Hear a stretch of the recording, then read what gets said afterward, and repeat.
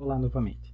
Então, dando continuidade ao nosso estudo das equações diferenciais ordinárias de segunda ordem, a gente, como foi acordado na aula passada, vamos considerar inicialmente apenas o caso linear, e dentro do caso linear vamos abordar o caso homogêneo. Então, relembre que uma equação diferencial de segunda ordem, vou colocar aqui, relembre que uma EDO de segunda ordem linear homogênea é uma equação que pode ser escrita nesse formato aqui, ó, y duas linhas mais p de x y' mais q de x y igual a zero.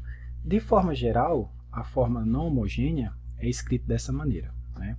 Mas como a gente vai abordar o caso, inicialmente, caso homogêneo, a gente está assumindo que essa função r de x é identicamente nula, tá? Então, vamos começar com esse caso aqui e vamos desenvolver a teoria por trás desse tipo de equação.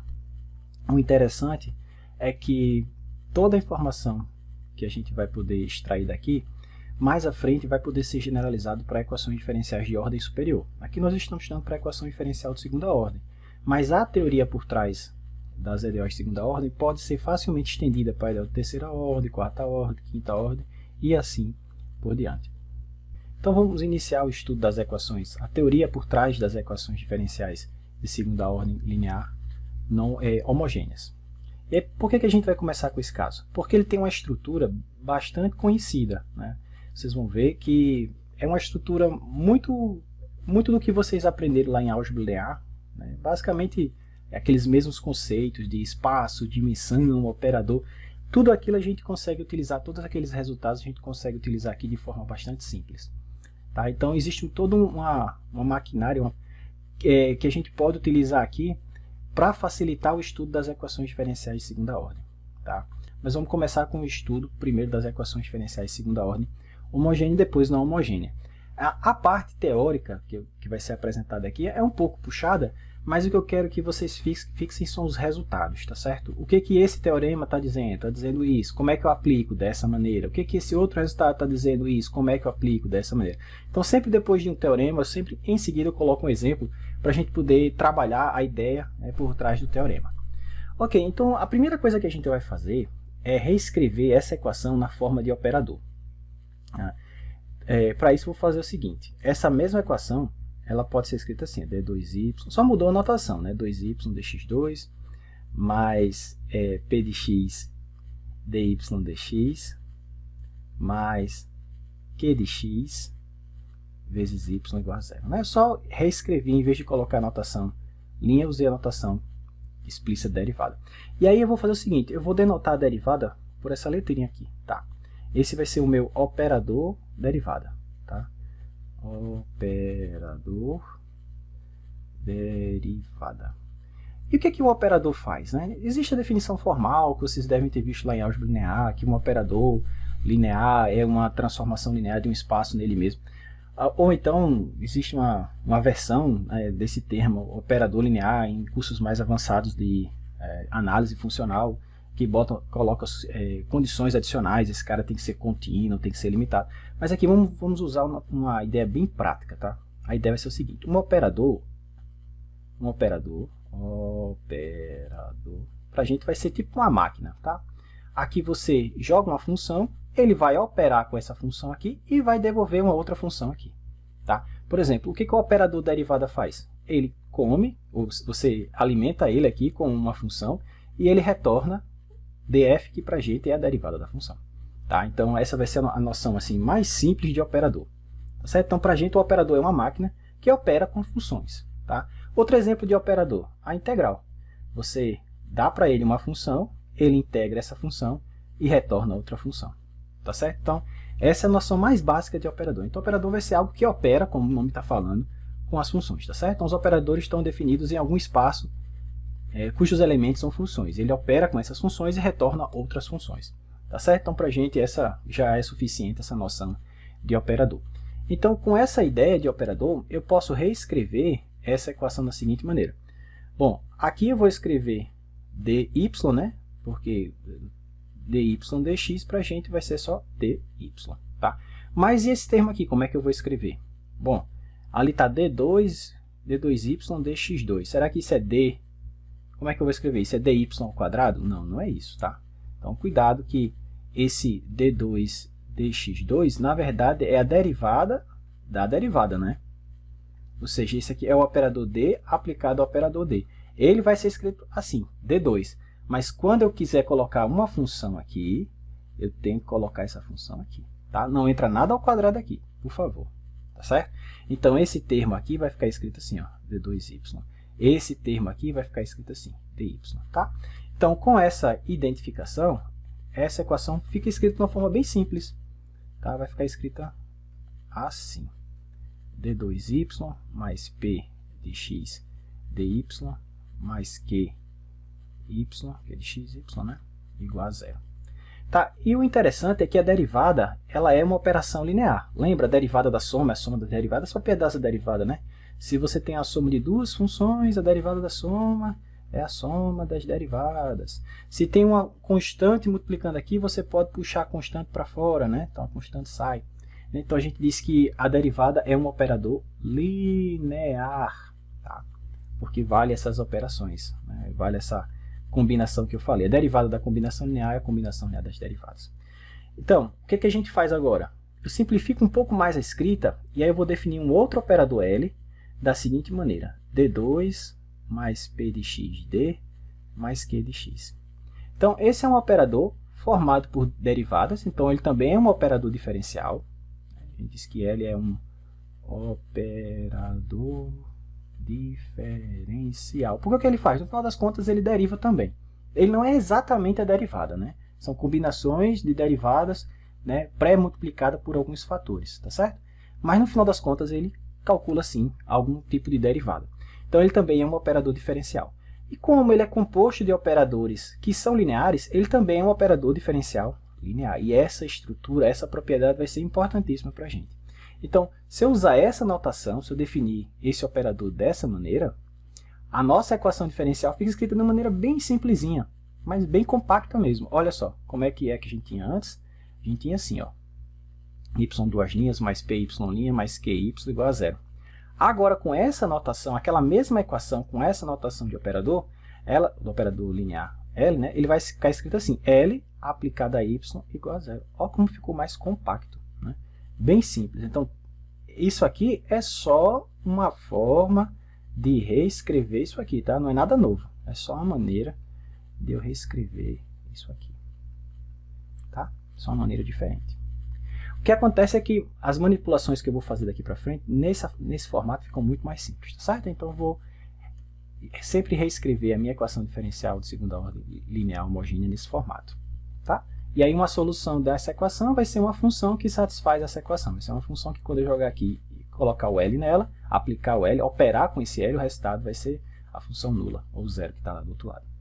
Tranquilo? Pronto. Então a primeira coisa é a gente reformular a nossa equação diferencial nesse formato. E aí, por que eu estou fazendo isso dessa maneira? Porque eu quero tirar proveito da seguinte coisa. Deixa eu só baixar aqui um pouquinho. A gente já comentou que o operador derivada ele é linear. E como L é composto de derivadas, ele também é linear, né? Isso quer dizer o seguinte, no final das contas. Se eu pegar duas funções y1 e y2 e somar, e se eu aplicar esse operador nessa soma, então o operador da soma vai ser igual à soma dos operadores.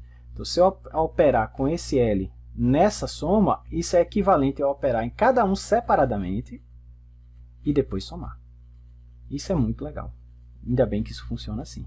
E também vale aquela mesma propriedade se eu tiver uma constante multiplicativa. Se eu tiver uma constante multiplicativa multiplicando a primeira função, essa constante que estaria aqui, ó, ela pode, como se, no caso da derivada, ela pode ir para fora aqui, ó, tá? E aí eu posso puxar essa constante para cá, aí vai ficar C L1. Tá? Que é justamente, e por que isso funciona? Porque D é linear, L é linear, tá certo? Então, um operador linear é um operador que satisfaz uma expressão como essa, tá bom? Ok, estou só relembrando coisas que provavelmente vocês já viram lá em álgebra linear. Tá, e por que isso é legal? Por causa do seguinte, olha só, suponha que y1 e y2, ambas sejam soluções da minha ideal linear homogênea, ou seja, sejam soluções dessa equação. Tá? De alguma maneira eu descobri que essa função é a solução dessa equação diferencial e essa outra aqui também é a solução dessa equação. Então, o que eu posso afirmar com relação... Se eu somar duas soluções, o resultado ainda é uma solução? Se eu multiplicar uma solução por uma constante, o resultado ainda é uma solução? Sim. Tá? Vocês vão ver que sim. Isso é um princípio chamado princípio da superposição. Isso quer dizer o seguinte, se eu construir uma função, vou construir uma outra função a partir dessas duas funções que eu sei que são soluções dessa equação diferencial. Tá bom? Então, por exemplo, eu multiplico a primeira por uma constante, multiplico a segunda por uma outra constante. Né? Eu posso ajustar essas constantes do jeito que eu quiser, então vou ter infinitas soluções dessa forma. Para cada C1 e C2 eu tenho uma solução diferente. Lembra daquele conceito de família de soluções. Ok, a pergunta é, sabendo que y1 é solução e que y2 é solução, será que essa combinação linear, né? Lembra, combinação linear, você tem, por exemplo, dois vetores, um vetor A, um vetor B. Como é que é a combinação linear desses caras? Multiplico o primeiro vetor por uma constante, multiplico o segundo por outra constante e soma. Né? A gente chama isso de combinação linear lá na álgebra. Né? Funções são vetores também no espaço das funções, então essa terminologia também se aplica para funções. Então a pergunta é o seguinte, será que essa combinação linear também é solução dessa equação? E a resposta é sim, pelo simples motivo de L ser um operador linear. Por quê, professor? Olha, se y1 é solução dessa equação, então Ly1 igual a zero, por definição. Né? Mas y2 também é solução, professor. É sim, então y2, Ly2 também dá zero. Então, será que y de x definida dessa maneira também é solução? Bom, ela será se ao calcular L em y o resultado for zero, né? Mas será que é? Vamos ver. Então isso é L calculado em C1, y1 mais C2, y2, certo? Porque a minha y está definida dessa maneira. Mas eu sei que L é um operador linear. L da soma é igual à soma dos L's. Então isso aqui fica L de C1, L1, CY1, perdão, mais L aplicada em C2, Y2. Mas como L é linear, essa constante pode vir aqui para fora e essa constante pode vir aqui para fora, não é isso? Então isso aqui vai ficar C1L de Y1 mais C2L de Y2. Ahá! Mas Y1 é solução. Então L de Y1 a gente já viu que é zero. Está aqui, ó. E a mesma coisa para y2, 0. 0 vezes qualquer coisa dá zero. Portanto, essa minha função y construída dessa forma é solução da equação também. Tá? A gente acabou de provar um princípio chamado princípio da superposição. Está aqui, ó. Princípio da superposição. O que ele diz? Ele diz basicamente o que a gente acabou de provar. Se y1 e y2 são duas soluções da minha equação homogênea de segunda ordem, tem que ser homogênea, por favor. Tem que ser igual a zero ali. Tá? Se tiver uma função ali, acabou. Não funciona. Em geral, não funciona. Então, o que ele diz? A combinação linear destas duas funções também será uma solução. Tá? Esse teorema é muito importante, porque mais à frente vocês vão ver que para a gente montar a solução geral de uma equação homogênea, basta que eu encontre, digamos assim, duas soluções. Por que exatamente duas, professor? Vocês vão ver já já. Tem a ver com a ordem da equação diferencial. Né? Eu estou trabalhando com a equação diferencial de segunda ordem, mas isso é algo que a gente vai justificar mais à frente. Tá? Então, importantíssimo esse teorema, ou esse princípio, que diz que se você tem duas soluções de uma equação diferencial homogênea, a soma, a combinação linear também é solução. Então vamos ver isso na prática? Vamos ver um exemplo aqui. Sempre depois de um teorema, como eu falei, eu gosto de fazer um exemplo para tentar consolidar o que foi visto no teorema. Então, a questão diz o seguinte, considere a seguinte equação diferencial. Então essa equação aqui é y, duas linhas, menos y igual a menos 1. Tá? Aí item A.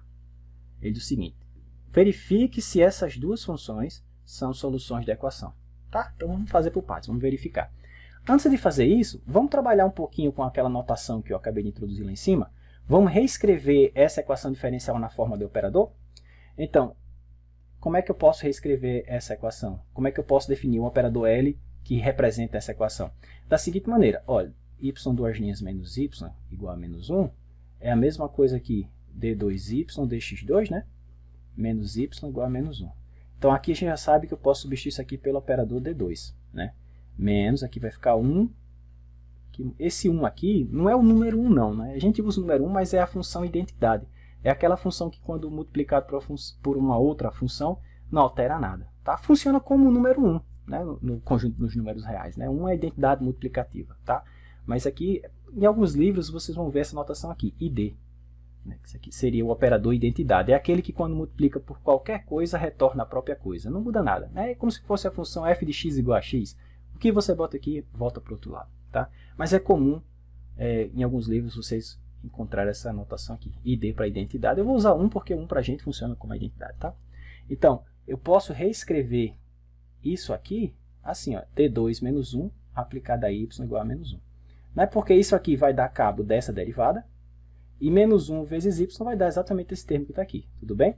Então esse aqui é meu operador L dessa questão. Seria dessa equação, D2 menos 1. Né? E aí eu posso reescrever essa equação de forma bem compacta como sendo Ly igual a menos 1.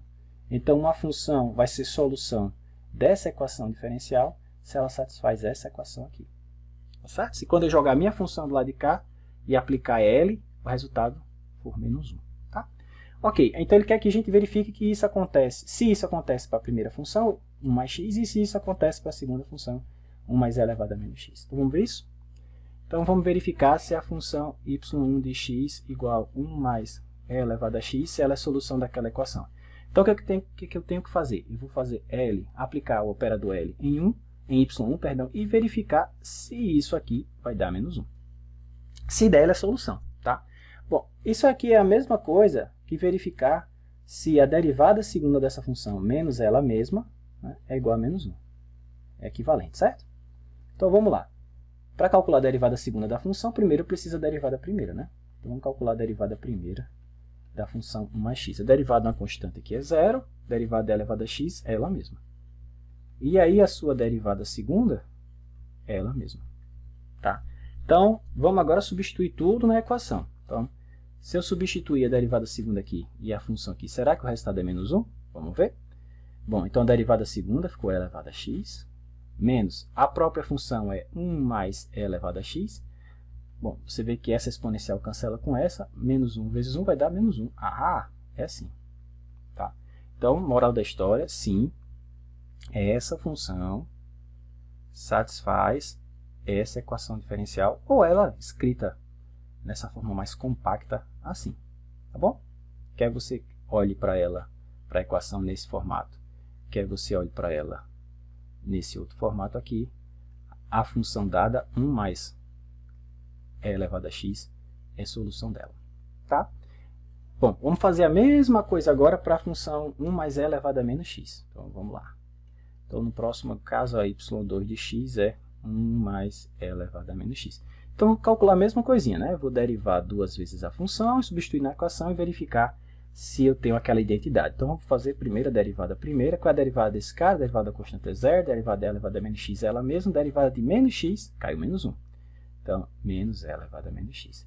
Se eu derivar mais uma vez, esse menos cai de novo, vai trocar o sinal e ficar mais, tá certo? Então, derivada segunda vai ficar e elevado a menos x.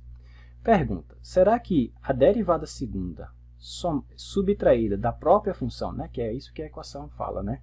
A equação diz o seguinte, será que se eu pegar a derivada segunda da minha função e subtrair da própria função, o resultado é menos 1? Né? É isso que eu estou querendo verificar para a segunda função. Então, a derivada segunda deu e elevado a menos x, a própria função é 1 mais e elevado a menos x. Será que isso aqui é igual a menos 1? Resposta, sim, né? Porque esse carinha cancela com isso. Tá? Então, a moral da história é que aquelas duas funções são soluções da equação diferencial, ok? De novo, tanto essa função, 1 mais e elevado a menos x, quanto 1 mais e elevado a x são soluções da minha equação diferencial aqui, ó. Tá? Aí, olha só o que ele pergunta no item B. Será que a combinação linear destas funções é solução também? Ai, professor, a gente acabou de ver um teorema que diz que se eu tenho duas soluções, a combinação linear é solução. Será? Vejamos. Então, vamos fazer o seguinte, vamos montar a combinação linear daquelas duas funções. Então, vou chamar aqui y de x, uma combinação arbitrária daquelas duas funções. Lembra, y1 é 1 mais e elevado a x, e y2 é 1 mais e elevado a menos x, tudo bem? Então, eu quero saber, será que essa y é a solução da minha equação diferencial, que se escreve assim? Né, que é na forma compacta, né, que a gente viu lá em cima. Vamos ver, vamos jogar ela, jogar aqui e verificar se isso funciona. Se ao jogar essa função aqui, o resultado for menos 1, show de bola. A combinação linear também será a solução. Vamos ver se isso é verdade. Então, vamos calcular a combinação L na combinação linear. Então, L aplicado em y é L aplicado nesse cara. Então, C1, Y1 mais C2, Y2. A gente já sabe que L é um operador linear, o C1 vem para fora, o L aplica no Y1. Então vai ficar C1 LY1 mais C2 LY2. Ora, mas eu sei que tanto Y1 quanto Y2 são soluções. Pelo fato de Y1 ser solução, ele satisfaz essa equação, né? Quando eu aplico o operador a L1, o resultado é menos 1, certo? A gente viu lá em cima. Pelo mesmo motivo, quando eu aplico em L2, também é menos 1.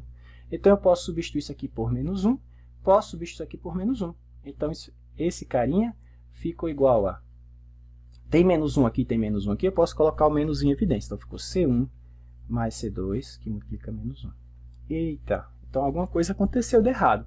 Porque para esse cara ser solução, para essa combinação ser solução, eu teria que essa combinação aqui, ela teria que ser sempre igual a menos 1.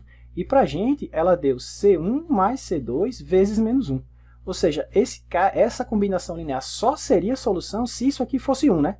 Porque se C1 mais C2 dá 1, então não existe esse cara, é 1, vezes menos 1 é menos 1 e seria a solução. Então a gente vê que em geral não é solução. Em geral, a combinação linear não é solução, a menos que C1 mais C2 fosse 1, mas esse é um caso muito específico, né? Tá certo? C1 e C2 podem ser quaisquer números reais. Existem infinitos, né? Claro, também existem infinitos números que satisfazem essa condição, mas não são todos, né? Para que isso aqui fosse verdade, isso aqui teria que ser verdadeiro para todas as constantes C1 e C2. Então, tem um erro no nosso teorema, professor? Não, não tem um erro no teorema. O problema é que a gente aplicou o teorema no canto errado, tá vendo? Por isso que é importante a gente olhar quais são as condições do teorema. O que o teorema fala aqui? Ele diz o seguinte: o princípio da superposição ele é aplicável para o EDO o quê? Homogênea. E a nossa equação diferencial lá não é homogênea. Tem um menos 1 bem grandão do outro lado, ou bem pequenininho, né? Dependendo aqui do seu ponto de vista. Cadê a minha equação? Está aqui, ó.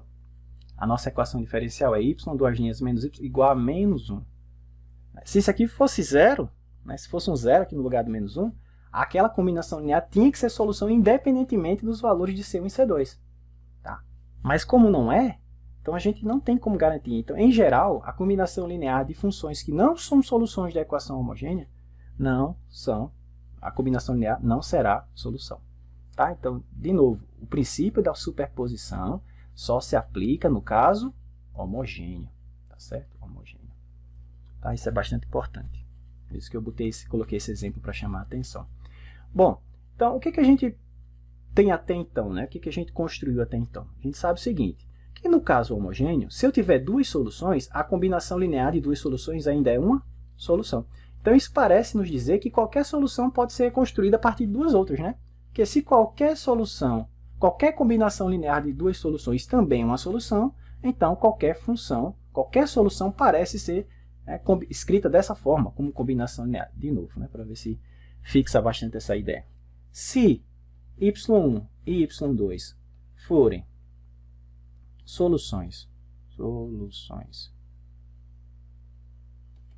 da nossa equação homogênea, então, pelo princípio da superposição, eu sei que a combinação linear também é solução, não é verdade? O que eu não sei é, será que toda solução é uma combinação linear? Eu não sei se a volta é verdadeira. E a gente vai mostrar que é. Tá? Mas para isso, eu vou precisar definir algumas coisinhas. Por exemplo, a primeira coisa que eu vou definir é o seguinte. Eu vou chamar S o espaço das soluções. O conjunto formado por todas as soluções dessa equação aqui. Tá? Pega todas as funções que são soluções dessa equação e coloca num conjunto. Esse conjunto eu vou chamar S, que é o espaço das soluções, ou o conjunto das soluções. Então, quem é S? S é formado por todas as funções. Bom, para ser solução, eu tenho que derivar ela pelo menos duas vezes, tá certo? Então, a função tem que admitir derivada de segunda ordem, esse ser de contínuo, em algum intervalo da forma AB. Tá? Aqui é a sua notação.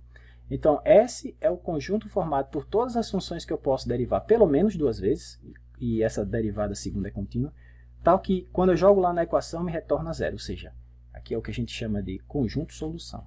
Conjunto solução. Então, esse conjunto S é formado por todas as soluções dessa equação, tá bom? Então, o que a gente já viu? Que se eu pegar duas funções que moram em S, se eu pegar essas duas funções que moram em S, certamente a combinação linear também mora em S. Ou seja, a combinação de duas soluções ainda é uma solução, né? A gente viu isso, o princípio da superposição. O que eu não sei é se toda solução se escreve como combinação linear de duas, por exemplo, soluções.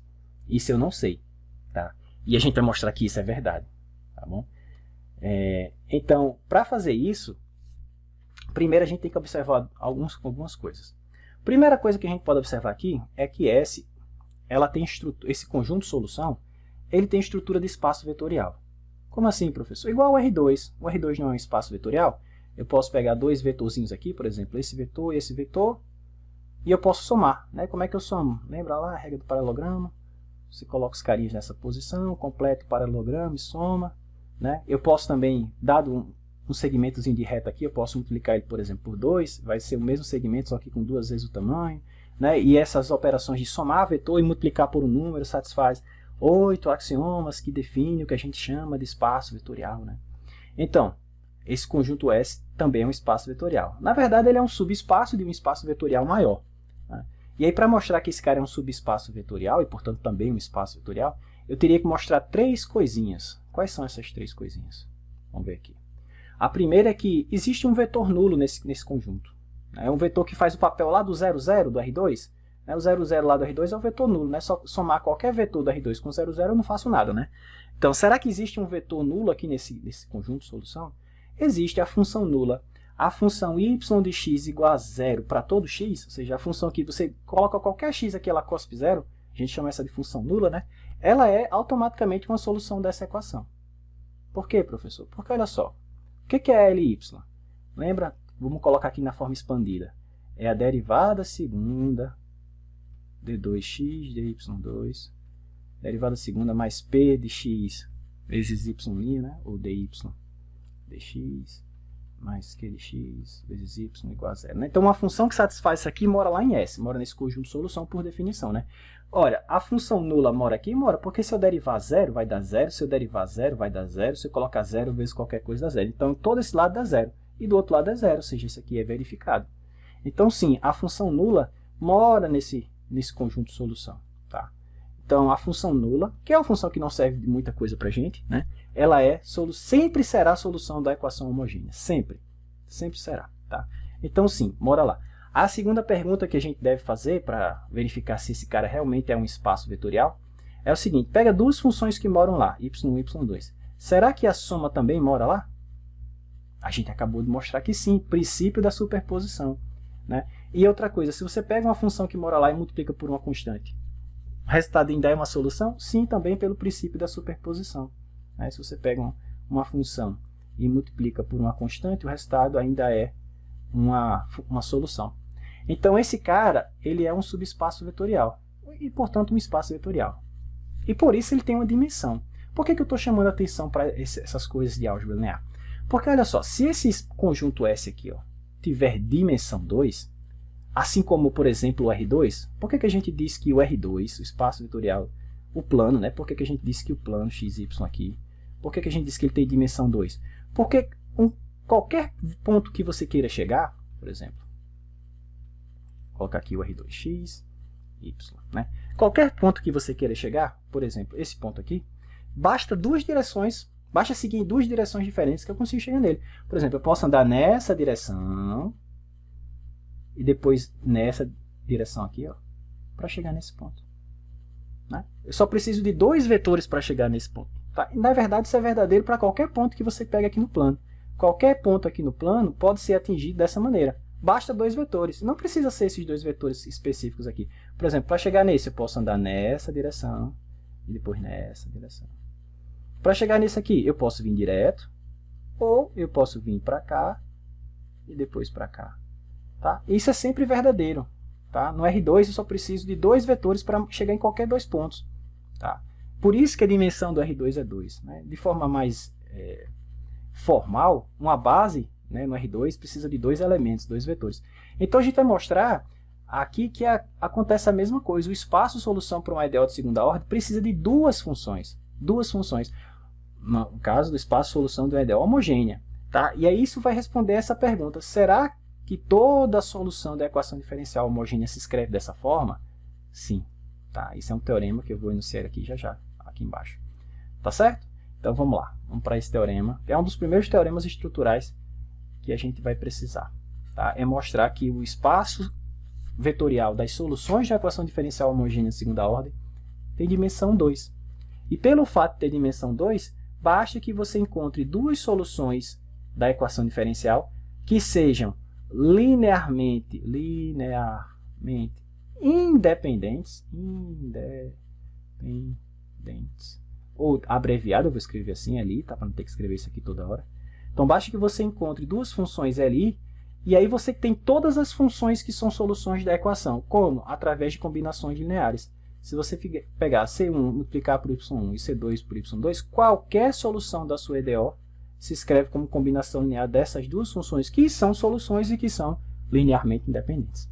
Mas isso só acontecerá se a gente conseguir mostrar que S, que é o espaço das soluções, tem realmente dimensão 2, tá? Que é o que está enunciado aqui nesse teorema. Tá? Então eu vou enunciar ele. Talvez eu prove ele aqui, faça a demonstraçãozinha. Não sei, vamos ver. Ok, então o teorema aqui diz o seguinte. O espaço das soluções é um espaço bidimensional. Então ele diz o seguinte, ó, seja aí um intervalo aberto qualquer que contém, né, um ponto lá onde a sua equação diferencial está definida. De novo, I é um intervalo aberto, né, e você tem essa EDO aqui, que é uma EDO homogênea, linear, de segunda ordem. E ele está assumindo que essas funções P e Q são contínuas, para garantir que os problemas de valores iniciais têm soluções. Tá? Aí ele está dizendo assim, se você chamar S, se você denotar por S o espaço das soluções, como a gente tinha escrito lá em cima, então a dimensão de S é 2. Tá? Então tem várias maneiras de você provar esse resultado. Né? Você pode fazer isso mais algébrico ou isso mais geométrico. Tá? Eu vou mostrar aqui uma maneira de fazer isso, usando as ferramentas da álgebra linear. Tá certo? Que eu acho que é algo, digamos assim, mais... Se você tiver um curso de álgebra linear tranquilo, vai ser algo bem rápido de fazer. Diferentemente da forma algébrica, que é só conta, deriva, faz isso, faz aquilo outro. Aqui é bem engenhoso, bem engenhoso. Né? Então o argumento que eu vou usar para mostrar que o espaço das soluções tem dimensão 2 é o seguinte. A gente sabe, por exemplo, que o R2 tem dimensão 2, né? Como a gente já comentou. Então a ideia aqui é o seguinte. Eu quero mostrar que o espaço das soluções das equações diferenciais lineares de segunda ordem homogêneas também tem dimensão 2. Como é que eu faço isso? Bom, tem um resultado lá na álgebra que diz o seguinte. Dois espaços vetoriais têm a mesma dimensão se somente se eles forem isomorfos. Mas, professor, o que é um isomorfismo, né? Então, a gente diz que um isomorfismo é uma transformação linear de um espaço vetorial no outro, onde ela é bijetiva. Ou seja, se eu conseguir construir uma função que leva soluções dessa equação em vetores aqui no plano, de forma que T seja linear, injetiva e sobrejetiva, então a gente acabou de mostrar que esses dois espaços vetoriais são isomorfos. Essa é a notação, são isomorfos. Tá, professor, mas o que tem a ver? Tem um resultado na álgebra linear que diz o seguinte, espaços isomorfos têm a mesma dimensão. Então, se eu conseguir construir essa transformação linear com essa propriedade, a gente tem acabado de mostrar que esse cara tem a mesma dimensão que o R2. E qual é a dimensão do R2? 2. Então, por tabela, a dimensão de S também será 2. Tá? Então, a tarefa é construir, de alguma maneira, uma transformação que leve funções que são soluções de uma equação diferencial em vetores no plano, de forma que ela seja linear, injetora e sobrejetora. Tá? Então, eu vou fazer isso de uma maneira bem tranquila, assim. Olha só, de novo, quem é S? S é aquele nosso conjunto de soluções, né? S é um conjunto das funçõezinhas que eu posso derivar duas vezes e são contínuas, de forma que quando eu jogo lá na minha equação diferencial, o resultado é 0. Tá? Então, vou fazer o seguinte.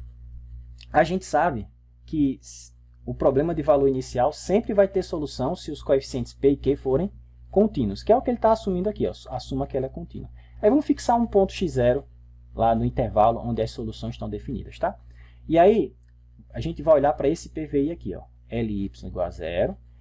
Y de x0 eu vou chamar de y0. E y' de x0 eu vou chamar de y1. Né? Esse aqui é o PVI que a gente aprendeu a resolver na aula passada. Claro, uma vez que eu forneço as soluções, a gente consegue aplicar essas condições. O método de resolução a gente vai ver na próxima aula.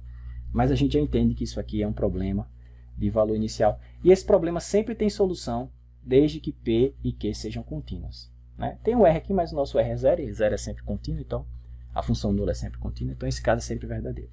Tá, isso está enrolando. Cadê a transformação linear? Bom, a transformação vai ser o seguinte.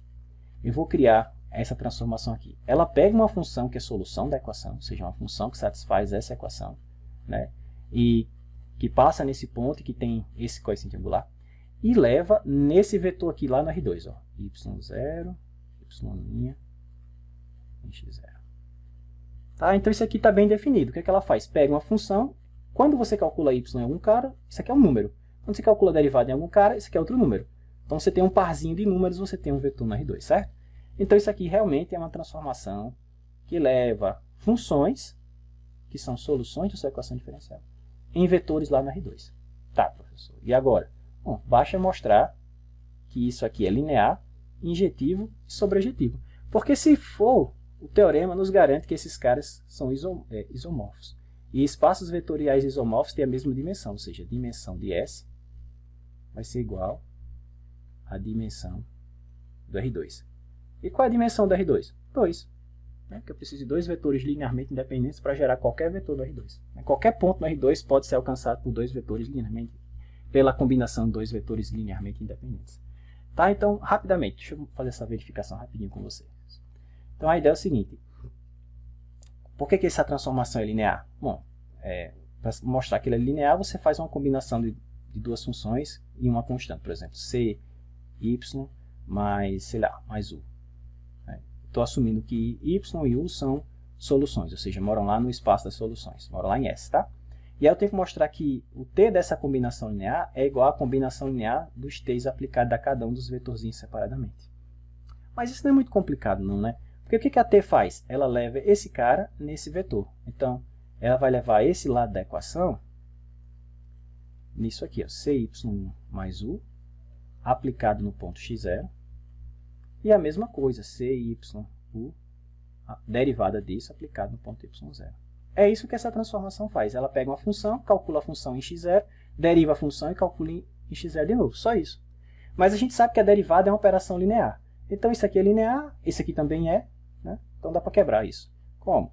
Como é que eu calculo a soma de duas funções em um ponto? Eu calculo o valor da função num ponto, calculo o valor da função no outro ponto e somo. Não é assim que a gente faz? Então esse aqui vai ficar c, y0 mais u calculado em x0. A derivada aqui da soma é igual à soma das derivadas, a constante pode ir para fora. Então isso aqui é uma tarefa de verificação simples que provavelmente vocês já fizeram lá em álgebra. E agora eu posso decompor isso aqui nos termos que só tem y0, nos termos que só tem, perdão, nos termos que tem y e os termos que tem u. Se eu fizer isso, eu vou ficar com duas parcelinhas. Uma parcela que eu posso escrever assim, eu posso colocar esse c que está aqui para fora, esse c aqui em evidência, nesses dois termos, ó. Mais o outro termo que não tem c, ou seja, o termo que só tem u de x0. Eu sei que isso aqui é um pouco técnico, mas o que vai ser interessante é o resultado que sai daqui, tá certo? Então isso aqui vai ficar exatamente ct de y mais t de u, ou seja, ela é linear. Então o primeiro passo que a gente tem que checar é se ela é linear. Tá? No material está bem feito, bem passo a passo, vocês dão uma lida aí bem com cuidado. Agora eu tenho que mostrar que ela é injetora e depois mostrar que ela é sobrejetora e acabou. Feito isso, a gente pode concluir que o espaço das soluções tem a mesma dimensão que o R2, que é 2, né? Que é o que a gente queria desde o início. Bom, mas será que a transformação é injetiva? Será que T é injetiva?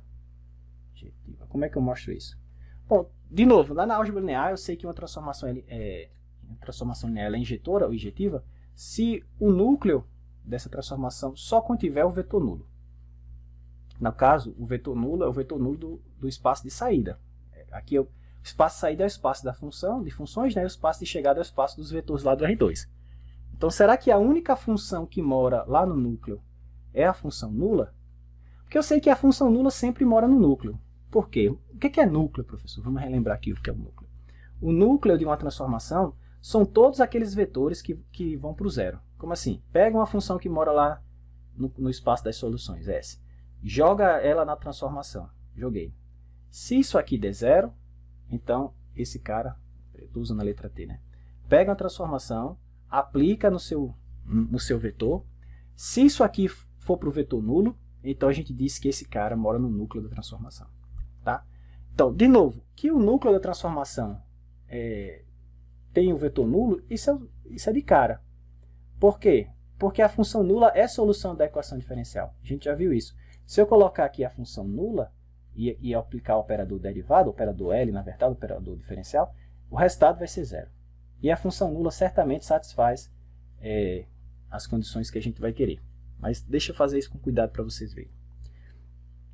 Então a ideia é o seguinte, se o núcleo só tiver a função nula, então a transformação é injetora. Tá? Isso é um resultado lá da álgebra. Então vou fazer aqui devagarzinho. Então vamos lá, me ajudem aí. A ideia é o seguinte, vou aplicar DAY e vamos concluir que a única y que satisfaz essa equação é y de x igual a zero para todo x. É isso que eu tenho que chegar. Tá bom?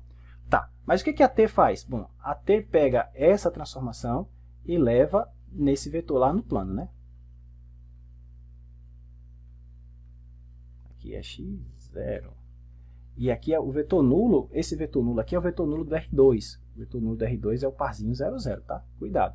Na matemática é cheia dessas ambiguidades. A gente escreve zero, mas esse zero serve tanto para denotar o número zero como o vetor nulo de um espaço, tá? Então, tenha cuidado com isso. Então, quando eu igualar isso aqui a zero, obrigatoriamente eu vou ter que y de x0 tem que ser zero, e y' de x0 tem que ser zero também. Ora, e eu sei que, como y é solução, ele satisfaz essa equação.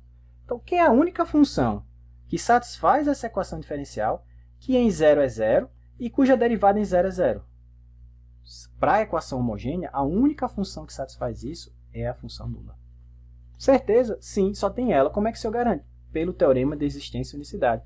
O teorema de existência e unicidade que a gente viu na aula passada diz que um problema de valor inicial, quando tem solução, a solução é única. Ora, certamente essa função satisfaz essa equação diferencial. Cadê a equação? Tá aqui, ó.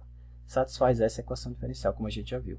E certamente essa função satisfaz essa condição. Se você colocar qualquer x0 aqui, não vai dar zero? Vai. Se você derivar essa função, qual é a derivada de zero? Zero. Né? Se você calcular a derivada dela, vai dar zero. Se eu colocar qualquer x0 aqui, continuando dando zero? Zero também. Tá? Então, pelo teorema de existência e unicidade, eu garanto que só existe essa função que satisfaz essas condições. Portanto, o núcleo só tem a função nula. Portanto, a função é injetiva. Tá? Segura as pontas. Falta só mais um e a gente vai para um exemplo. Um exemplo de aplicação desse teorema. Então, para mostrar agora, para terminar a nossa verificação, eu tenho que verificar se essa transformação ela é sobrejetora. Como assim? Será que todos, se eu der qualquer cara aqui no R2, a pergunta agora é o seguinte. Dado qualquer ponto aqui no R2, sei lá, um vetorzinho de coordenadas AB, será que existe alguma função que é levada por essa transformação nesse ponto? Ou seja, será que existe alguma função que é a solução da equação tal que t de y é igual a exatamente esse AB? Se sim, ela é sobrejetora, ou seja, todos os objetos daqui são alcançáveis por algum objeto daqui. Se não, ela não é sobrejetora, tá bom? Ok, então, como é que a gente mostra que isso aqui é sempre verdadeiro para qualquer A e B que você escolher? Bom, o que a t faz? A t pega esse cara e leva nesse vetorzinho, né? y0, perdão, y de x0, y' de x0. Tá. E do outro lado eu tenho um AB. Então, como é que é igual a dois vetores na R2? Primeira entrada com a primeira, segunda entrada com a segunda. Ou seja, a minha função y ela é tal que satisfaz a equação diferencial e ela é tal que em x0 ela passa em A e a derivada em x0 é igual a B. Bom, eu tenho esse PVI aqui. Que eu quero saber, esse PVI admite sempre solução? Se sim, isso quer dizer que qualquer AB que você me der, eu consigo encontrar uma solução que satisfaz essa condição. Olha, mas de novo, o teorema de existência e unicidade me diz que desde que essas funções aqui, P e Q, sejam contínuas em um certo intervalo I, isso aqui sempre tem solução. Portanto, ela é sobrejetiva. Por quê? Porque para qualquer AB que você me der, eu consigo uma função que satisfaz essa condição, quando eu aplico na T. Tá? Então, moral da história, sim, ela é injetiva, ela é sobrejetiva, ela é linear, portanto, ela é um isomorfismo, né, que a gente chama.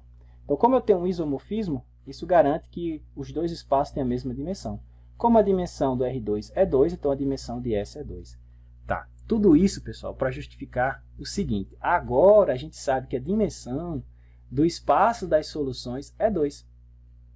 Professor, mas e o que eu ganho com isso? Ganho o seguinte. Se você tiver quaisquer duas soluções, desde que elas sejam linearmente independentes, isso aqui vai ser uma base para o espaço das soluções. De novo, traduzindo para a linguagem de equações diferenciais, qualquer solução se escreve como combinação dessas duas funções. Tá certo? Então, esse resultado estrutural é muito importante. Se você encontrou, não importa como, duas funções que são linearmente independentes, ou seja, uma não depende da outra, né? Para uma equação diferencial de segunda ordem homogênea, então basta multiplicar a primeira por uma constante e a segunda por outra, que você certamente tem a solução mais geral possível. E outra coisa, só existe essa, viu? Por que eu estou falando isso? Porque a gente já viu no estudo das equações diferenciais ordinárias que, às vezes, as famílias de soluções não geravam todas as soluções. Isso é possível? Existem casos onde existe uma solução, né, uma solução da equação que não consegue ser obtida a partir dessa solução por manipulação desses valores de C1 e C2, né, através da substituição de valores específicos de C1 e C2. Esse tipo de solução é chamado de solução singular, né? Então, as soluções singulares, solução singular, são aquelas soluções, são funções que satisfazem a equação diferencial, mas não são obtidas da família de soluções por mudança dessas constantes aqui, né? Por atribuição, melhor dizendo, de valores para essas constantes C1 e C2. Então, o que esse resultado diz, além disso que eu falei, é que não existem outras soluções, não existem soluções singulares.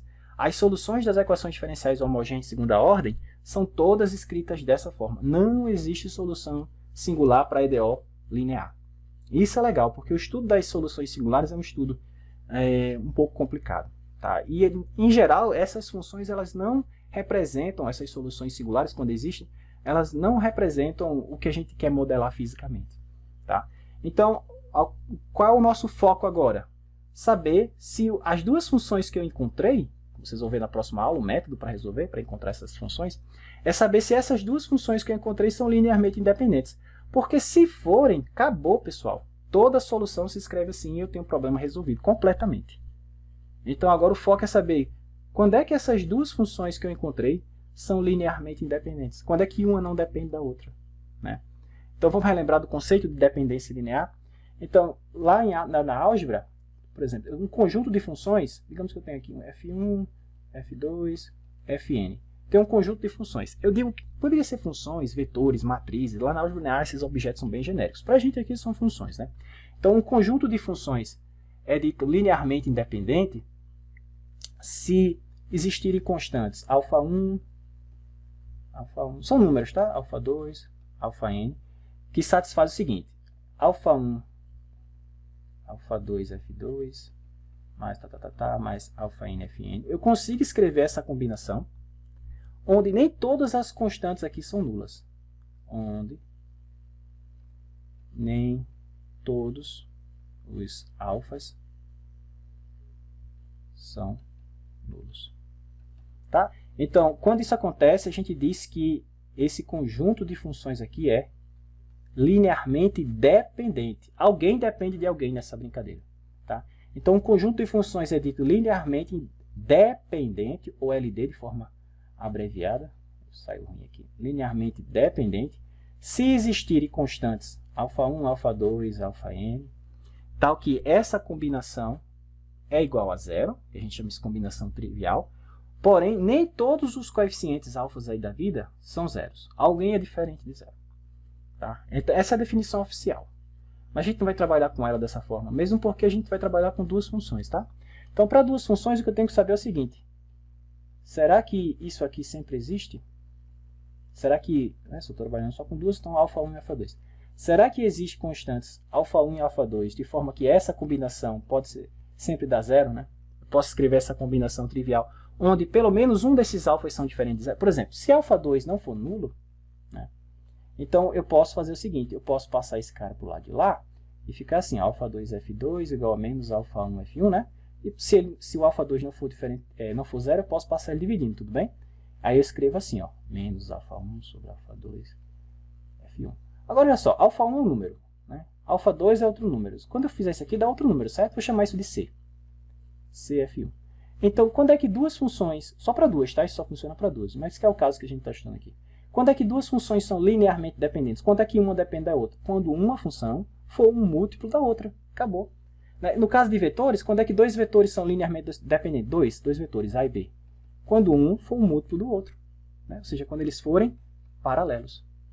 Tá? Então, a mesma linguagem da álgebra linear aqui, a mesminha. Tá?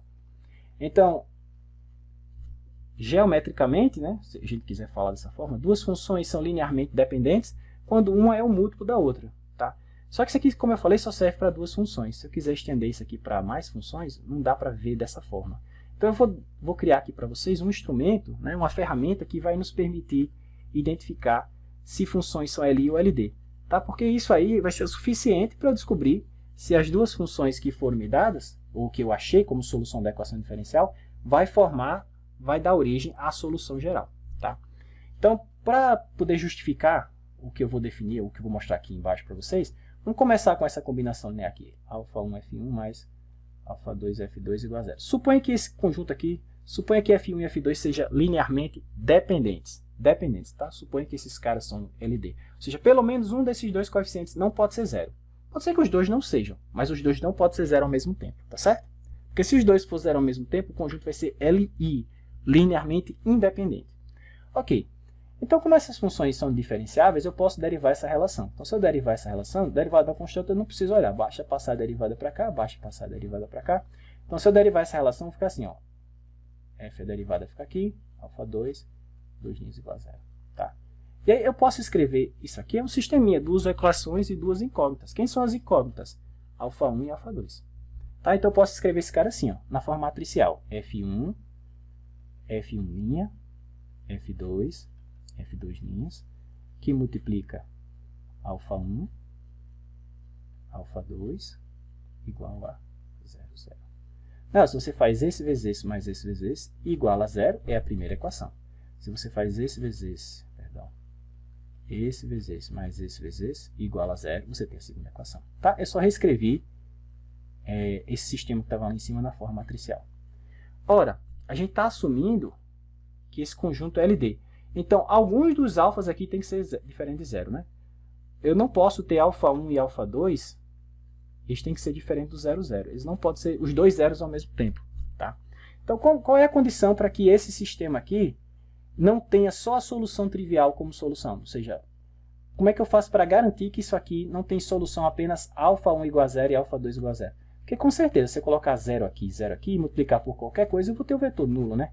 Mas eu quero que esse cara não tenha essa solução. Por quê? Porque eu estou assumindo que existe uma solução diferente da 0, 0. Né? Então, qual é a condição para que esse sistema admita uma solução diferente da trivial? É que essa matriz não tem inversa. Porque se essa matriz tiver inversa, se eu multiplicar pela inversa dela, ela some, né? Isso aqui some, né? Aí iria ficar esse cara aqui, alfa1, alfa2 aqui, e aqui estaria a inversa dela, né? Vou chamar de M a inversa dela. Só que qualquer matriz vezes o vetor nulo vai dar o vetor nulo. Então, no final das contas, se essa matriz tivesse inversa, você ia chegar nessa equação aqui, ó. Mas isso te diz que esse é 0 e esse é 0, mas a gente está assumindo aqui que não é. Então, a condição para que esse sistema admita uma solução diferente da trivial, diferente do 0, 0, é que essa matriz não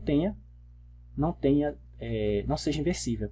Mas na álgebra a gente viu que uma matriz, para ela não ser inversível ou invertível, basta que o seu determinante seja o quê? Igual a 0. Tá? Então o determinante dessa matriz, que eu vou colocar assim, ó, F1, F2, F1', F2', esse determinante recebe um nome, é chamado de Wronskiano. É o Wronskiano dessas duas funções. Tá? Então o Wronskiano é a matriz das derivadas. Se eu tiver duas funções, eu coloco as duas primeiras funções aqui, que eu tenho, e embaixo eu coloco as suas derivadas, tá certo? É bem fácil de montar essa matriz. E aí esse determinante é chamado de Wronskiano. Então, a condição para que esse sistema admita solução diferente do trivial é que o Wronskiano aqui seja 0. Então, moral da história, se o conjunto de funções é linearmente dependente, então o Wronskiano dessas duas funções, já eu calculo o Wronskiano para vocês verem como é que a gente faz isso.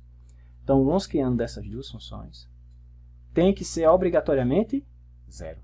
Então, eu tenho uma forma de identificar um conjunto LD. Na verdade, aqui está dizendo o seguinte, tem um conjunto linearmente dependente? Tenho. O Wronskiano tem que ser 0. Professor, mas será que volta? Aqui está a definição. Tá, ó. O Wronskiano é calculado dessa maneira. O Wronskiano é o determinante da matriz que você forma com as funções e suas derivadas. Tá certo? Então, o determinante, como é que eu faço? Esse vezes esse menos esse vezes esse. Né? Por isso que tem essa expressãozinha aqui.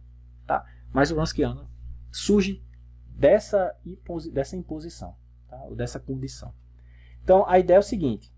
De novo, Se o meu conjunto de funções é LD, então o Wronskiano dá 0. Pergunta que eu gostaria de responder é o seguinte: será que vale o contrário, professor?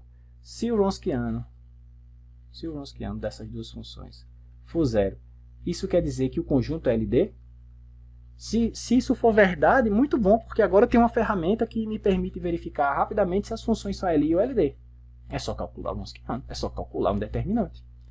Bom, a resposta para isso é em geral não. Em geral isso aqui não é verdadeiro, a volta não é verdadeira. Né? Um exemplo clássico disso, vocês podem tentar calcular depois, é o seguinte: pega a função f1 como sendo x² e a função f2 como sendo x módulo de x. Essa função não tem nada a ver com essa. Não tem como você multiplicar essa por um número e ter essa, né? Ou seja, uma não é múltiplo da outra. Então, claramente, visualmente, elas são linearmente independentes uma da outra. Mas, se você calcular o Wronskiano dela, vai dar 0. Tá? Então não funciona, né? Mas, no contexto das equações diferenciais, funciona assim. Tá? Que é justamente o nosso teoremazinho aqui embaixo. Ó. Tá? Ele diz o seguinte. E é esse teorema que a gente vai utilizar para checar se as funções que a gente encontrou são LI ou LD, para poder montar o conjunto de solução, tá bom? Essa é uma ferramenta que a gente vai usar daqui para frente. Então o teorema diz o seguinte: você tem duas soluções, sejam y1 e y2, duas soluções da minha ideal de segunda ordem homogênea. Tá? Então eu tenho duas soluções, y1 e y2. Quero saber, esse conjunto é LI ou LD? Porque se esse conjunto for LI, esse cara vai gerar o espaço solução, ou seja, toda solução vai ser escrita como combinação linear desses carinhas. Tá? Mas isso, se o teorema nos afirmar que o Wronskiano ser igual a 0, é a condição necessária e suficiente para o conjunto ser LD. Ou de outra forma, o Wronskiano ser diferente de 0, se somente se as funções forem LI. Mas justamente o que está escrito aí, ó. Vamos dar uma olhadinha? Então, diz o seguinte: se o Wronskiano for diferente de 0 em algum ponto, basta que ele seja diferente de 0 em algum ponto. Então, as funções são linearmente o quê? Independentes. Em todo intervalo. É muito legal esse teorema. Tá certo? Então, de novo, as minhas funções vão ser linearmente se e somente se o Wronskiano for diferente de 0 em algum ponto do intervalo. Tá? Então, é só isso que eu tenho que checar. E, de outra forma, se o Wronskiano for igual a 0, então as funções vão ser linearmente o quê? Dependentes. Então, tudo que eu tenho que checar é o seguinte: eu encontrei duas soluções da minha equação diferencial. Tá? Eu só preciso de duas, né? Porque a dimensão do espaço das soluções é 2, então eu preciso de duas funções. Mas eu preciso que essas duas funções sejam linearmente independentes. Então, eu calculo o Wronskiano delas. Se o Wronskiano dessas duas funções for diferente de 0, então isso aqui vai ser o que a gente vai chamar de um conjunto fundamental de soluções. Conjunto fundamental de soluções é aquela que gera todas as soluções. Ou seja, todas as soluções se escrevem como combinação linear desses caras. Tá? Como eu demorei um pouquinho na demonstração do primeiro teorema, não vou fazer a demonstração desse outro. Vou deixar para vocês aqui. Mas usa a mesma funçãozinha, aquela mesma transformação que leva uma função no vetor no R2. Tá certo? E usa o fato de que dois vetores são... usa o seguinte fato. Tem uma transformação linear, que é um isomorfismo, que é aquele isomorfismo lá do teorema lá de cima, entre S e o R2. A ideia é o seguinte: um conjunto de funções aqui vai ser LI, se somente se as suas imagens aqui também for LI. Tá? Só que, para que um vetor no R2 seja, dois vetores no R2 seja LI, basta que o determinante formado com suas colunas, né, seja diferente de 0. Na verdade, isso aqui é uma condição necessária e suficiente. Então, dá uma lidazinha aqui, tá, nesse material que eu deixei para vocês, e aí vocês vão ver que é bem de boa, é bem tranquilo. Tá? Mas, então, vamos utilizar o que eu acabei de falar para vocês aqui no teorema. Tá? Vamos utilizar essa ideia do Wronskiano para poder identificar se as funções são LI ou LD, e a partir daí definir o que a gente vai chamar de conjunto fundamental de soluções. Então, nesse exemplo, ele dá essa equação diferencial, aí dá essas duas funções, tá? E ele pede para a gente calcular o Wronskiano e verificar se qualquer solução dessa equação diferencial pode ser escrita como combinação linear dessas duas funções. Então, no final das contas, o que ele está dizendo é o seguinte: ó, amigo, eu tenho essa equação diferencial, eu já vi que essa função aqui é solução, a gente já viu que essa função aqui é solução também, certo? Certo. Como é que a gente viu isso? Substituindo aqui e derivando. Tudo bem. Aí o que ele quer saber é o seguinte: será que o conjunto formado por essas duas funções, cosseno e seno, geram todas as soluções dessa equação aqui? Ou seja, Será que qualquer solução daquela equação se escreve assim, uma constante qualquer vezes cosseno de x, mais uma constante qualquer vezes seno de x? Essa é a pergunta. Como é que eu respondo afirmativamente ou não, negativamente aqui? Eu calculo o Wronskiano desses dois caras. Se o Wronskiano desse conjunto, se o Wronskiano dessas duas funções, cosseno de x e seno de x, for diferente de zero, isso quer dizer que essas funções são linearmente independentes, ou seja, uma não é combinação da outra. E se isso for verdade, então esse cara vai ser uma base para o espaço das soluções. Porque o espaço das soluções tem dimensão 2, eu tenho dois vetores aqui, duas funções, então qualquer solução será escrito como combinação linear dessas duas funções. Tá? C1 cosseno e C2 seno. Mas para isso eu tenho que calcular o Wronskiano. Vamos fazer isso? Então vamos calcular o Wronskiano aqui e vamos verificar se essas funções são LI ou LD. Então vamos lá. Como é que eu calculo o Wronskiano? A ideia é o seguinte, de novo, eu tenho duas funções. Como é que eu calculo o Wronskiano dessas duas funções? Você coloca a primeira função e a segunda aqui na matriz. Aqui agora você vai colocar a derivada. Derivada primeira dessas duas funções. E aí você vai calcular o determinante disso. Isso é o que a gente chama de Wronskiano. Ah, professor, e se eu tivesse três funções, dá para definir o Wronskiano para três? Claro que dá. Então você colocaria F1, F2, F3. E embaixo, as derivadas. Mas isso aqui dá uma matriz quadrada. Então eu preciso colocar o quê? Mais uma derivada. Entendeu? Só isso. Então, aqui é o Wronskiano para uma função, para um conjunto de quantas funções? 3. E se eu tivesse 4? Já deu para entender, né, como é que funciona? Só colocar um F4 aqui, a F4 linha, F4 duas linhas, só que aqui deu uma matriz quadrada? Não. Então teria F1 3 linhas, F2 3 linhas, F3 3 e assim por diante. Tá certo? Você tem que montar uma matriz quadrada para poder calcular um determinante, não é isso? Então vamos fazer isso para essas duas funções. Então, quais são as funções? Y1 igual a cosseno de x, e y2 igual a seno de x. Então, como é que vai ficar o Wronskiano dessas duas funções? O Wronskiano dessas duas funções vai ficar o seguinte. Então, aqui vai ficar a primeira função, que é cosseno. Agora vai ficar a segunda, que é seno. Né? Embaixo vai ficar as derivadas. Qual é a derivada do cosseno? Menos seno. Qual é a derivada do seno? Cosseno. E agora a gente calcula o determinante. Então, vai ser esse cara vezes esse, menos esse vezes esse. Então, vai ficar cosseno vezes cosseno, que é cosseno ao quadrado. É diagonal principal menos a diagonal secundária. O menos é da formulinha, tá? Quando eu fizer seno vezes menos seno, vai dar menos seno ao quadrado. Só que menos com menos vai ficar mais, então aqui vai ficar cosseno ao quadrado de x mais seno ao quadrado de x. Isso aqui, identidade trigonométrica fundamental, é sempre igual a 1, ou seja, isso aqui nunca é zero. Tá? Então, como esse determinante é diferente de zero, isso quer dizer o quê? Que esse conjunto formado pela função cosseno e seno é o quê? LI, linearmente independentes. Então, moral da história, qualquer solução desta equação diferencial se escreve como combinação dessas duas funções. Então, se você quiser a solução geral daquela equação diferencial, vai ser qualquer constante que multiplica cosseno mais qualquer constante que multiplica seno. Tá? Então, é isso que eu quero que vocês fixem do teorema. Como aplicá-lo e verificar se as funções que forem dadas ou encontradas por vocês em algum problema, se esses caras realmente vai formar o que a gente chama de conjunto fundamental de soluções. E o que é esse conjunto fundamental de soluções, professor? É o conjunto formado por duas funções que você encontra da equação diferencial. Então, de novo, eu tenho a minha equação diferencial homogênea, e aí daqui eu sei que saem duas soluções. A primeira eu estou chamando y1, a segunda y2. Então, se esse conjunto for LI, e agora a gente já tem uma ferramenta para checar se ele é LI, basta calcular o Wronskiano. Então, eu calculei o Wronskiano, deu diferente de zero, eles são LI. LI então ele vai ser o que a gente chama conjunto fundamental. Fundamental de soluções, tá certo?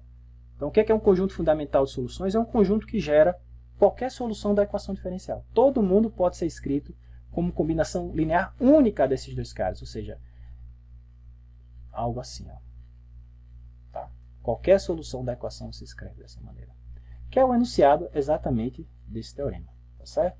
Então, esse conjunto que tem essa propriedade é chamado de conjunto fundamental. E aqui no teorema ele justifica que só existe uma única escolha possível para C1 e uma única escolha possível para C2. Claro, uma vez que você fixa o PVI. Tá? Essas constantes elas são únicas. Tá bom? Ok. Então, deixa eu ver se eu tenho mais um probleminha aqui. Tenho, bem interessante. Vamos fazer esse daqui e talvez eu fique com esse para que a aula não fique extensa demais. Mas vamos lá. Então, nesse exemplo aqui, a gente consegue revisar É basicamente tudo que a gente falou na aula de hoje. Então vamos dar uma olhadinha aqui. Esse exemplo ele diz o seguinte, olha só. Você tem essa equação diferencial linear homogênea de segunda ordem. Y duas linhas menos y igual a zero. Aí ele diz o seguinte, ele dá três funções aqui. y1 igual a e elevado a x, y2 igual a e elevado a menos x, e y3 igual a 2 cosseno hiperbólico de x mais 3 vezes e elevado a menos x. Tá. Aí no item A ele diz o seguinte, verifique que tanto a função y1 quanto a função y2 são soluções da equação diferencial.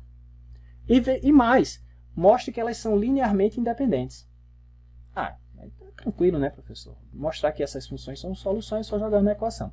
Então, de novo, qual é a equação? Y duas linhas menos y igual a zero. Né? Quais são os candidatos? A primeira é e elevado a x e a segunda é e elevado a menos x. Tá? Então, como é que eu faço para verificar se esse cara é solução dessa equação? Bom, eu faço o que está pedindo aqui. Derivo duas vezes, substituo aqui, menos a própria função e verifico se isso dá zero. Olha, mas né? Qual é a derivada primeira da exponencial? Ela mesma. Qual é a derivada segunda? Ela mesma. Então, será que se eu pegar a derivada segunda, estou substituindo aqui, tá? E subtrair dela mesma, o resultado vai ser zero? Vai, né? Então, sim, esse cara é solução da minha equação diferencial. Vou fazer a mesma coisa agora para esse carinha. Qual é a primeira derivada de e elevado a menos x? É menos e elevado a menos x. Mas se eu derivar de novo, esse menos cai outra vez, certo? Então vai ficar mais. Então a pergunta, será que a derivada segunda de e elevado a menos x, que é ela mesma, menos a própria função, será que isso é zero? Sim, né? Então ambas são soluções da equação diferencial. Tá? Então a primeira parte, checada. Realmente são soluções. Mas será que elas são linearmente independentes? Ah, agora eu vou usar o Wronskiano para verificar isso, né? Então agora a gente vai calcular o Wronskiano dessas duas funções, e elevado a x e e elevado a menos x. Como é que a gente faz? Coloca as duas funçõezinhas aqui, e embaixo coloca as suas derivadas. Qual é a derivada da exponencial? Ela mesma. Qual é a derivada de e elevado a menos x? É menos e elevado a menos x. Se esse determinante for diferente de zero, além de soluções, elas são linearmente independentes. Portanto, um conjunto solução. Um conjunto fundamental de soluções, né? Ou de solução. Então, como é que vai ficar aqui? Esse vezes esse, menos esse vezes esse, né? Então, vai ficar e elevado a x vezes e elevado a menos x. E tem um menos aqui na frente, né? Então, ficou menos e elevado a x vezes e elevado a menos x. Menos da formulinha, esse vezes esse. Então, e elevado a menos x vezes e elevado a x. Na propriedade das exponenciais, a mesma base, somos expoentes, vai ficar e elevado a... Esse cara vai somar com esse, vai ficar x menos x, menos e elevado a menos x mais x. Aqui vai dar zero, aqui vai dar zero, e elevado a zero é 1, então aqui ficou menos 1, e elevado a zero aqui fica menos 1, então isso é menos 2. E, professor, deu menos 2. Tem algum problema? Não, não tem. Menos 2 é um número tão bom quanto 78, 97, não tem problema. Então, o que importa é que isso aqui deu diferente de zero. Então, como isso deu diferente de zero, isso quer dizer que as funções são LI. Logo, o conjunto formado por essas duas funções, e elevado a x e elevado a menos x, é um conjunto fundamental. É um conjunto fundamental de soluções. Isso quer dizer que qualquer solução da equação diferencial se escreve como combinação desses caras. Qualquer uma, pessoal. Isso quer dizer o seguinte, se y é uma outra solução, então c1 vezes e elevado a x mais c2 vezes e elevado a menos x também é solução. Tá certo? De novo, se esses caras são soluções, essa combinação também é. Por quê? Porque ele é um conjunto fundamental. Tá? Então, ok. Isso foi o que ele pediu no item A. No item B, ele diz o seguinte. Verifique que essa terceira função também é solução da equação. Mas como assim? Tem uma outra solução, professor? Tem. É isso que ele está pedindo para a gente verificar. Verifique que essa função também é a solução dessa equação. Ah, mas pode ter outra solução? Pode, pessoal. Uma equação diferencial pode ter quantas soluções? Infinitas. Infinitas soluções, né? Mas não era só duas funções, professor, que uma solução da equação diferencial? Uma equação diferencial de segunda ordem, ela só podia ter duas soluções, não? Não. Cuidado. Você só precisa de duas soluções para gerar quaisquer outras soluções, tá? Então, cuidado aí. Onde é que você coloca esse qualificador, tudo ou todas, ou dois, tá? Então, o item B, ele pede para a gente verificar se essa função aqui mostra que ela também é solução. Então, y3 de x é a função 2 cosseno hiperbólico de x mais 3 vezes e elevado a menos x. Tá? Então, esse cara também é solução. Vamos ver? Como é que eu faço para checar se é solução ou não? Então, como é que eu faço para checar se esse cara é ou não solução para terminar a aula de hoje? Vamos lá. Tudo que eu preciso é derivar e jogar aqui na equação. Então, vamos calcular a derivada segunda. Ah, professor, não lembro o que é cosseno hiperbólico, não. Pessoal, cosseno hiperbólico é só um nome bonito para essa combinação aqui, ó. E elevado a x mais e elevado a menos x sobre 2. Só isso. Ah, é? É.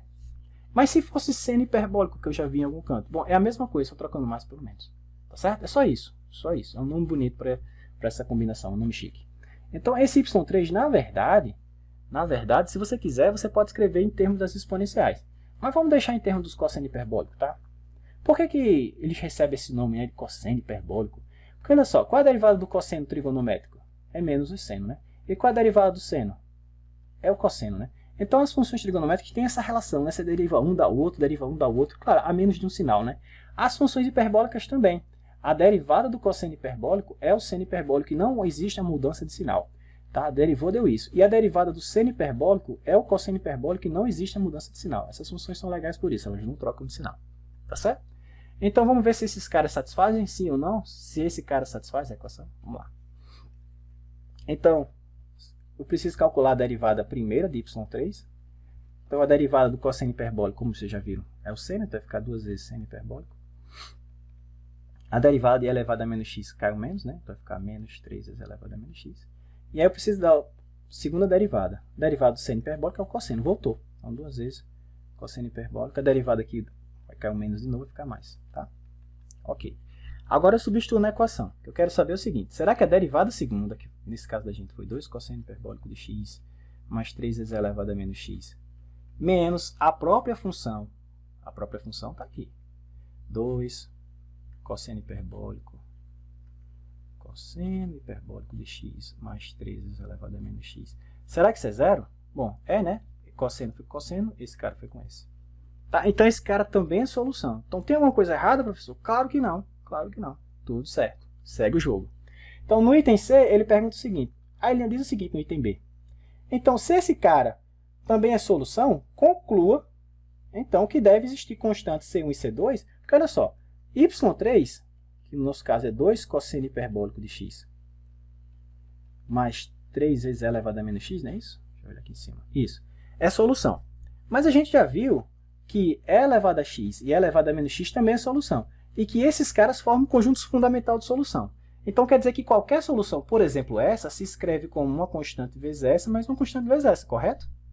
Aí no item B ele está dizendo o seguinte, como isso é verdade, então encontre quem tem que ser o C1 e quem tem que ser o C2, de forma que quando você fizer essa soma, dê exatamente isso.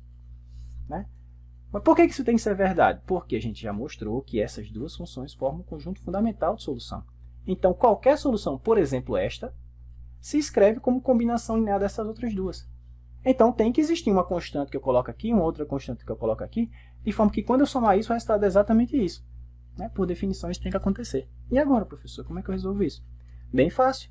Basta você voltar para a definição desse cara em termos de exponenciais. De novo, quem é cosseno hiperbólico? É e elevado a x mais e elevado a menos x sobre 2. Né? E aqui ficou mais 3 vezes e elevado a menos x, e do outro lado você tem C1 elevado a x, C2 elevado a menos x, certo? Agora é só comparar. Ó, esse 2 cancelou com esse 2, aí você ficou e elevado a x aqui, com um sozinho, né? Então, e elevado a x. Não tem mais esse 2 de baixo. Aqui você tem e elevado a menos x, aqui tem 3 vezes ele. Então, dá quantas vezes ele? 4, né? 4 e elevado a menos x. E do outro lado tem o quê? C1 vezes e elevado a x, mais C2 vezes e elevado a menos x. Bom, agora é só comparar, né? Quem é o coeficiente de e elevado a x aqui? C1. E de e elevado a x aqui? 1.